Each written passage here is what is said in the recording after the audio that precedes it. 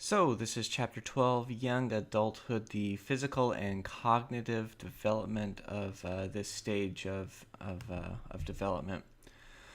So, first, just some perspectives that's presented to you in your text about adult development. Um, Age is really a relative thing. It becomes less important as people go on, just in terms of their connections with other people. So there are three components of age. The first is a biological age, and this is just the age of your body.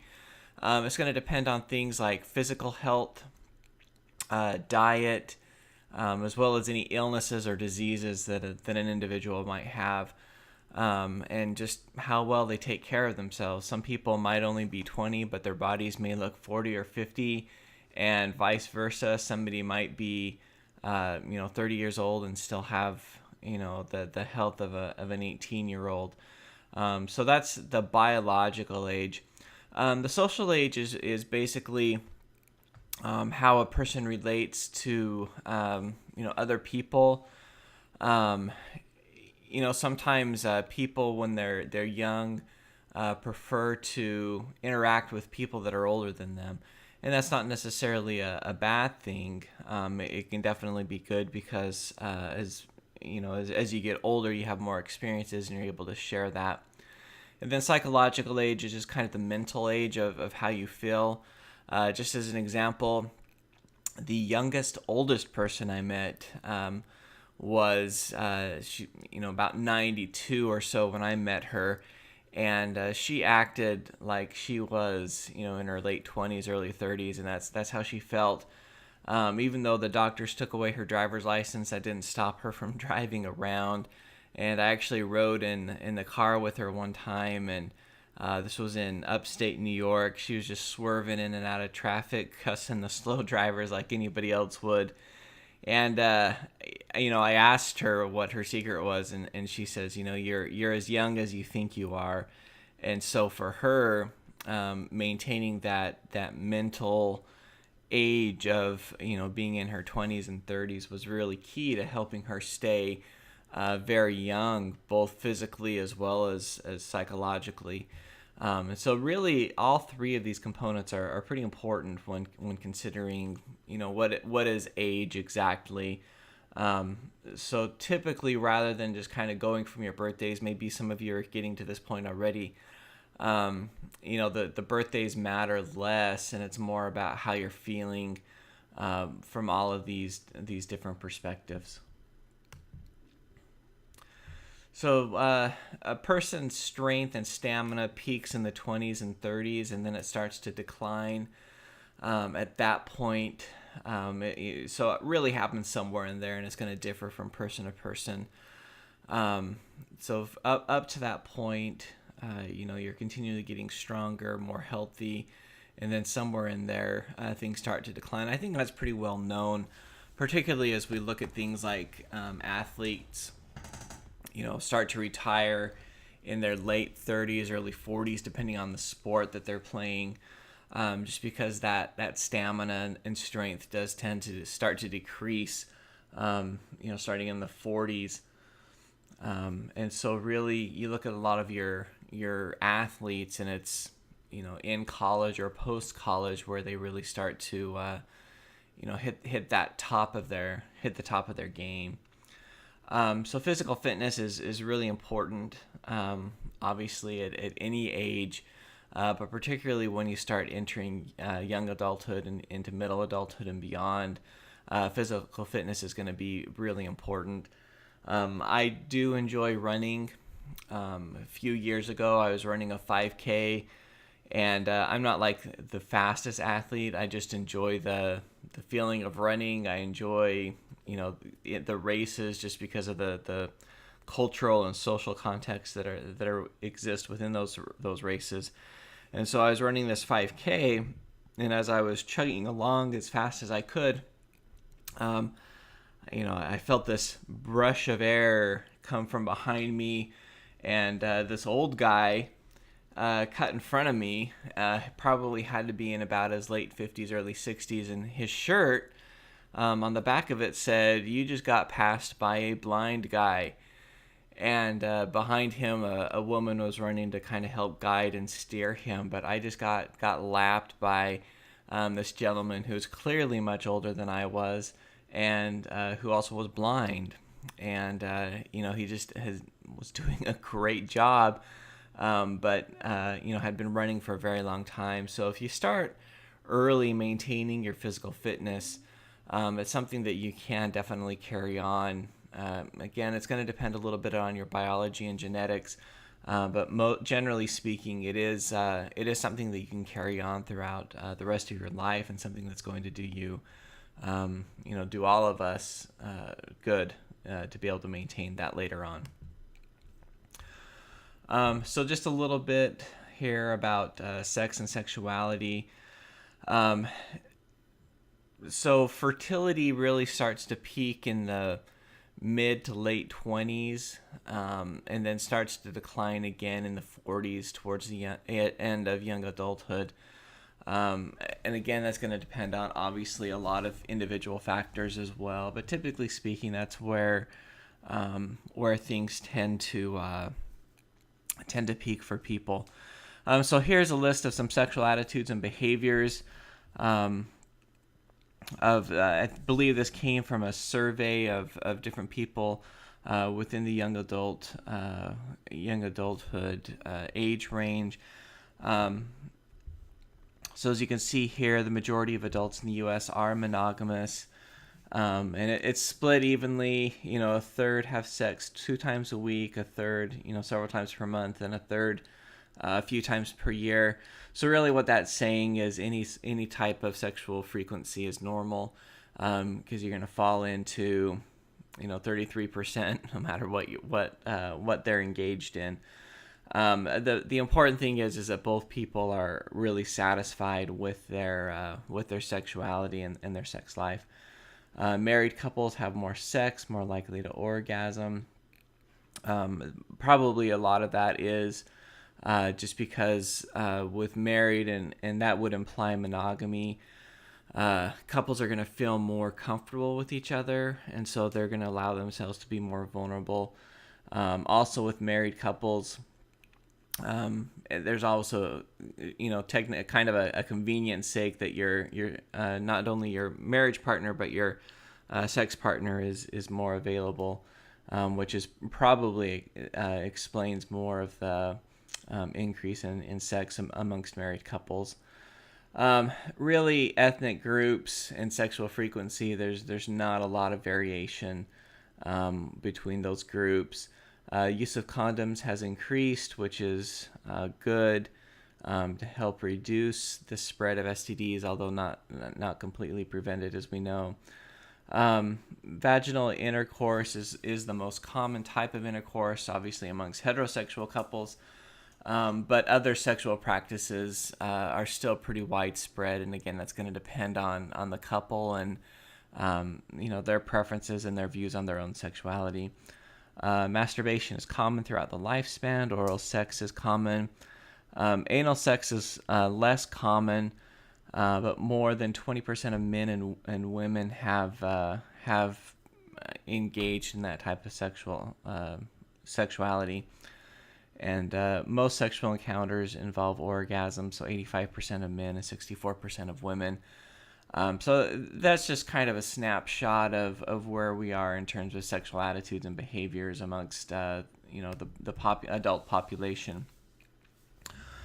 So sexual identity, sexual orientation, this is something that has definitely been in the forefront these days, particularly with the same-sex marriage movement, the gay marriage. It's become increasingly in the media as the courts have been ruling recently of states' bans on gay marriages are seen as being unconstitutional, and so a lot of states now, just because of the courts, are recognizing same-sex marriage. So, the origins of same-sex orientation, it's been around forever, even back, in the time of Plato, talks about homosexual love as being the deepest form of love that a person can achieve. It, when things became really conservative in terms of the sexual revolution, it's something that was very low key. I don't know how many of you watched Downton Abbey. I used to watch it. I haven't really kept up with it this season. Um, After what happened to Emma, that just kind of pushed me over the edge. I couldn't watch anymore. But anyway, Thomas is one of the butlers there, and he is gay. And some of the things that he does in terms of expressing his sexuality really could result in, his imprisonment or even his death sometimes, just because of who he is. So we've come a long way with it. Definitely have a long way to go still, with our attitudes towards same-sex orientation. Used to think that there's something wrong with these people. There were a lot of theories out there to try and explain, and even the DSM, which is the book that mental health professionals use to diagnose individuals. Homosexuality was listed as a disorder until around the early 90s, and then it was removed from there. I think within the DSM-3 or 4 it was taken out, and not considered a disorder anymore. And some mental health organizations have taken steps to even prevent their professionals from doing reparative therapy. And reparative therapy is basically trying to switch somebody's sexual orientation from homosexuality to heterosexuality. The APA, American Psychological Association, pretty much forbids their members from practicing those techniques. And it used to be those techniques were shown as being very effective at curing, quote unquote, homosexuality. But since then, the people who have done that research recanted their studies and said that they were obviously biased. And the research that we have now really suggests that reparative therapy is very damaging to individuals. For me, that's just kind of a duh moment. Of course, it's going to be damaging to try and work with people to switch their sexual orientation. And so now we understand, based on the research, that really is damaging to individuals. I was actually approached one time by an ecclesiastical leader to see if I, performed that type of therapy, and my response was no, and good luck finding anybody that does. I think they were able to find somebody in Louisville. I have no idea what became of it, what happened to the individual. But I think in the mental health community at this point, we recognize that, this is not a disorder. It's not abnormal. Unfortunately, when it comes to homophobia, that we definitely have a long way to go. I was just in a conversation with somebody not too long ago that was just describing homosexuality as just being gross and wrong. So unfortunately, homophobia still exists.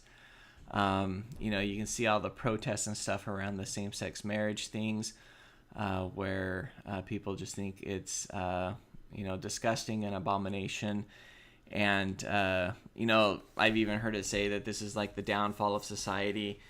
And my thought on that is really, human trafficking isn't a downfall of society. All the rapes and murders and genocide that's going on, that's not a downfall of society. These things to me are much bigger issues that I think anybody should be concerned about, rather than, two people who are in love and have been together for a long time and want to make that commitment. Again, my perspective is let them make that commitment. Now, you may disagree with that, and that is definitely okay. But I hope that both sides of this can be respectful toward each other, respectful of each other's beliefs, and really kind of find that way to respect and to have compassion on other people, which I think is really the key to life, is just self-compassion and compassion for others. So, moving on from sex and sexuality, cognitive development. looking at Piaget's stuff.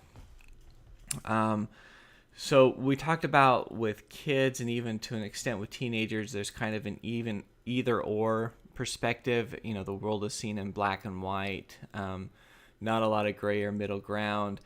Well, eventually in adolescence and emerging adulthood, that starts to transition where, we start to recognize that there are a lot of conflicting perspectives in the world.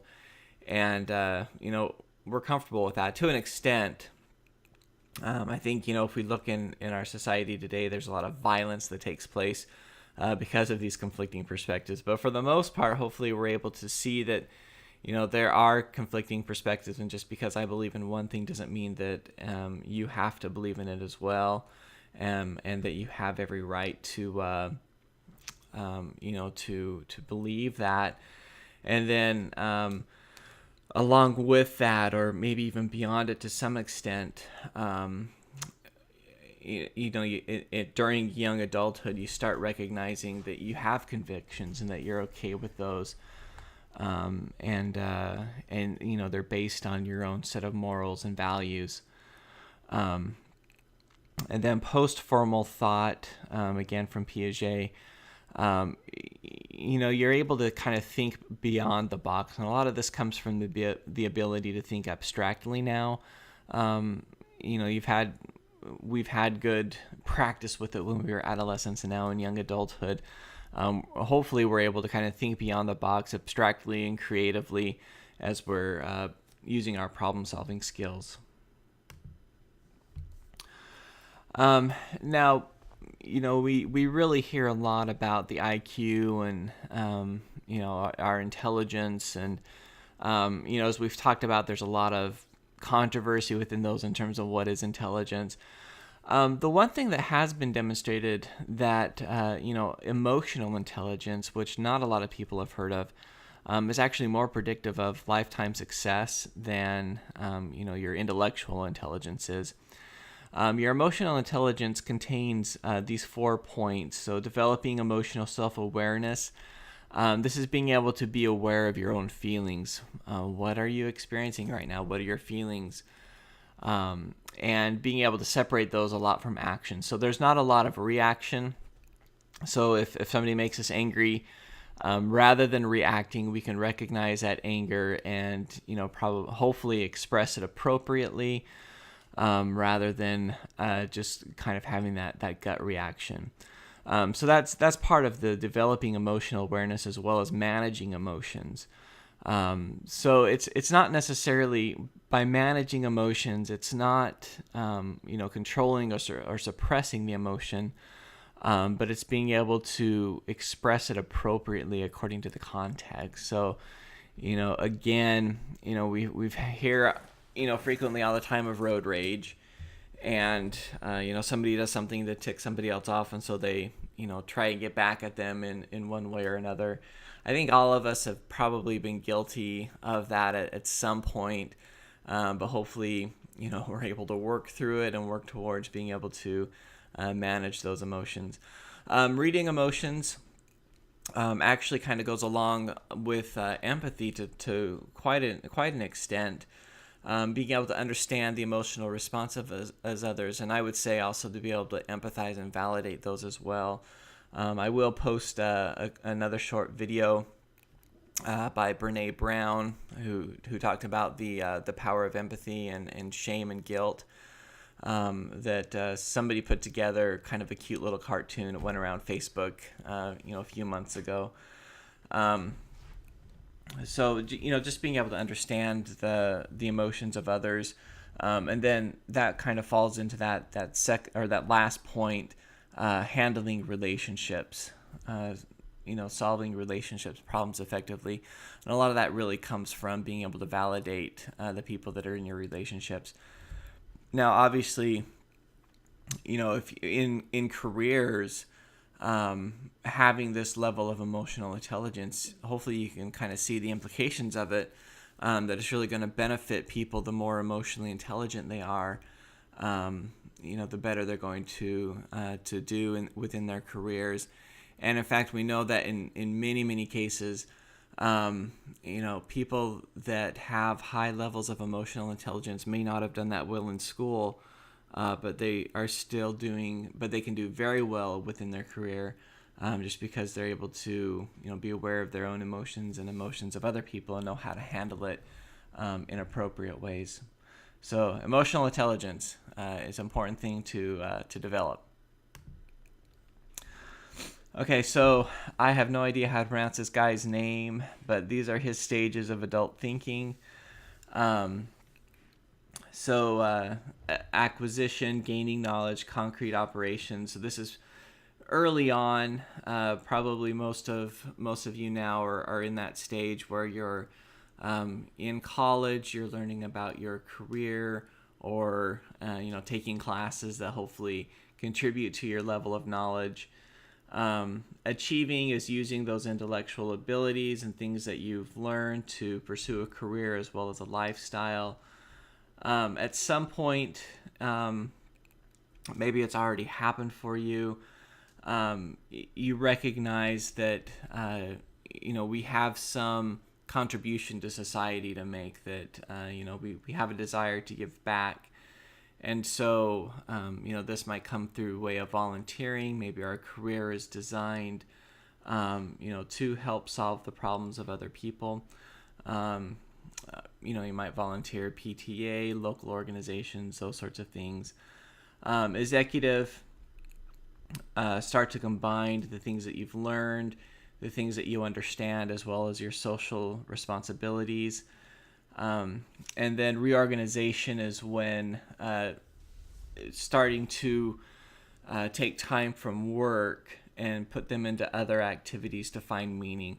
Hopefully this doesn't come too down the road for people.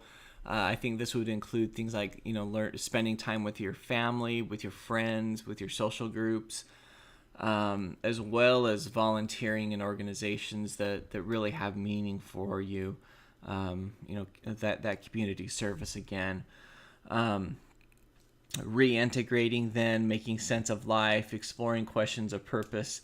Again, even though these are stages, with any stage model, as we talked about at the beginning of the course, people are going to go in and out of these stages and all over the place. In fact, the existentialists would say that until you've dealt with your own mortality, your own death, you're never really going to experience life. And finding meaning in life really is something that is a process as opposed to an achievement. And then finally, this last stage for him, the legacy creation. You're finishing the business of life. What is your legacy going to be? What have you left behind? And is it meaningful to you? Now, a lot of people want this to be on a very large scale. Some people are okay with it being on a small scale. So wherever you fall is what's important to you. Having Hearst's developmental tasks, these are somewhat outdated, but I think that they still have some application today. So really having to take this again for what it's worth, for what it has to offer, because somebody that doesn't follow these things exactly is definitely not abnormal, and we in particularly understand that now. So the first task, selecting a mate, learning to live with that partner, starting a family, rearing children. Now we know that some couples choose to not have children. Some couples are infertile and can't have children. So again, just because somebody doesn't hit that stage for whatever reason doesn't mean that they failed. Here, according to having Hearst. Managing a home, and even within that, what is a family? There's so many different definitions of that. Is it a single parent household? Some people, their family is their family by choice, not necessarily their family by birth.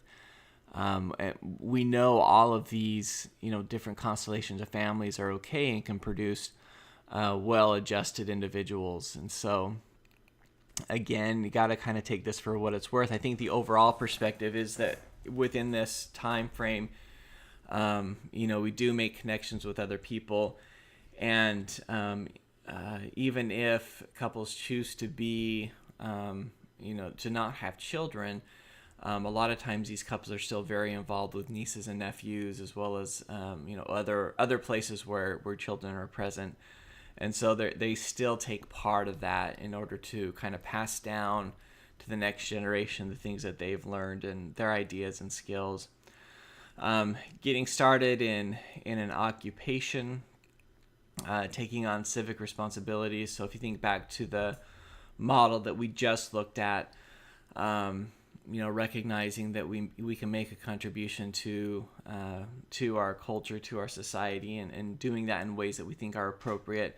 And some of that also, I think, is going to take place in voting, and being aware of the different candidates and what they stand for, and making sure that we select the candidate who best fits our philosophies and our perspective on life, and not just the people who are celebrity idols endorse and things like that. So that's part of taking on that civic responsibility.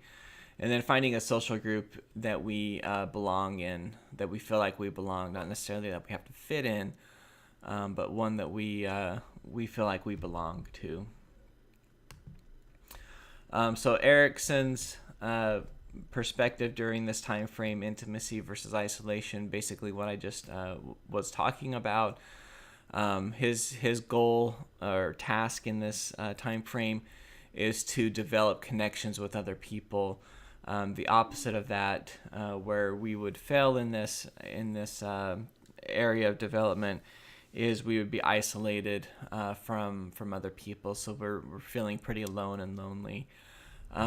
Intimacy requires a level of vulnerability, which is very difficult for some people. And so as a result, they're a lot more isolated than what they really need to be.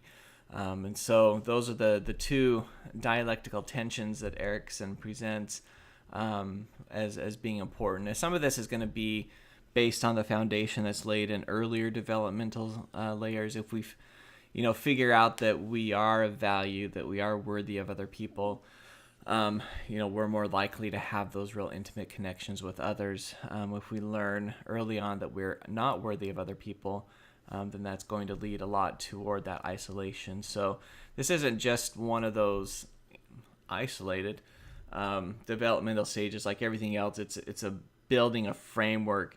And just because somebody feels isolated in this area of development does not at all mean that they can't develop intimacy at some point. It could take some therapy. It doesn't necessarily have to. A lot of times, some of the best therapy can happen from your best friends. And so it is definitely possible for this to be resolved at any stage of the lifespan. And then finally, a different way of looking at it. This is from the more of a career perspective, I think, than anything else. So these developmental tasks, defining a dream, and then based on men and women's experience. So for men, having a unified vision of their future, and women split between career and family. Now, this is going to depend, again, on the couple and individual, but I do see a lot of women who are kind of split on this. It's interesting phenomenon that I think is getting a little bit better, but early or in the early 2000s, women were out working, as were the men, but when both came home, the men perched on the couch, watched TV, and the women were still expected to do a lot of those household chores and duties. Again, that's getting a little bit better, but we definitely have a long ways to go. And in particular, with women, they still get blamed a lot for children's behavior. Again, that is very sexist, and that is decreasing a little bit. We're actually seeing more stay-at-home dads choosing that path, and women pursuing their career than we have in the past. And so that, I think, is a healthy sign in society that we're losing a lot of these gender roles, and people are able to do what they do because they're good at it, because that's what they prefer. That's, part of their natural abilities and talents. So, the next step in terms of career, finding a mentor. Men's experience tend to find that. Women, they're less likely to find a mentor. Again, that's becoming a little bit better. But one of the reasons for that is because, historically, there have not been a lot of women in leadership positions out in the business world. Again, we're seeing things, places like CEO, Yahoo, eBay, having women who are, high up in those organizations. And so it's becoming a little bit easier because, people are pioneering their way through. But again, we still have a very, very long way to go in society. I remember when I was an undergraduate studying psychology, so this would have been the late 90s, in the introductory textbook, I guess mid-90s, in the introductory textbook, it talked about how, more and more women were pursuing the field of psychology and how that was a detriment to the profession. So that was just like 1995, 1996, somewhere in there. That type of sexism existed within a profession that really should have known better in terms of what sexism does, the damaging effects that it has on women and men both. And again, I'll post a poem online that kind of talks about how really this is an intertwined issue. It affects both men and women. So again, long way to go for society, but definitely have come a long way from where we were. Developing a career, for men, generally speaking, by the age 40, they're immersed into a career. Again, in today's world, we know that this is changing. We know that people are actually changing careers at all different ages, and not just sticking to one like it was in times past. Women's experience in this, again, for a lot of women, tend to be delayed in terms of developing that career just because of different family and personal goals. So for a lot of women at the age of 40, they're, if they've had kids, they're starting, they're in school now. And so, whereas men may be fully immersed, women are just starting to be immersed into a career at this point. Again, it's going to depend on the individuals, on the couples, and where they are. And then establishing intimacy. Again, there might be some gender differences here as well, but definitely, establishing intimacy, like we talked about with Eric Erickson, is going to be important.